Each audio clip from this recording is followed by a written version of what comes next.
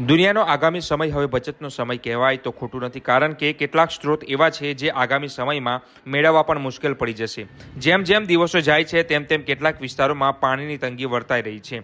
જો કે આગામી ભવિષ્યમાં આવી સ્થિતિ ન સર્જાય તે માટે તંત્ર દ્વારા પણ વોટર રિચાર્જની જે કામગીરીને લઈને પ્રોત્સાહન આપવામાં આવતું હોય છે. પરંતુ વરસાદી પાણી પૂર્ણ વ્યર્થ ન જાય તે માટે આદિવાસી વિસ્તાર એવા ડાંગ જિલ્લાના વેપારીઓ દ્વારા એક અનોખો જુગાડ બેસાડવામાં આવ્યો છે, જેને લઈને કુદરતી સ્ત્રોતનો સદુપયોગ થઈ શકે છે. ડાંગ જિલ્લામાં અનેક પ્રવાસીઓ હરવા ફરવા માટે આવતા હોય છે, ત્યારે આ પર્વતીય વિસ્તારમાં લોકો એવી જગ્યાએ ખાણીપીણીના સ્ટોલ લગાવતા હોય છે કે જ્યાં પાણી પહોંચાડવું મુશ્કેલ પડી જાય છે. અહીંના સ્ટોલ ધારકો કોઈએ જો પોતાના વાસણો જો ધોવા હોય તો અન્ય સાફ સફાઈ માટે પણ પાણીની જરૂરિયાત હોય તો તેને પહોંચાડવો મુશ્કેલ હોય છે. ત્યારે ચોમાસા દરમિયાન અહીં એક અલગ જ યુક્તિ અજમાવવામાં આવી છે અને વરસાદી પાણીનો એકત્ર સરળતાથી કરવામાં આવી રહ્યો છે.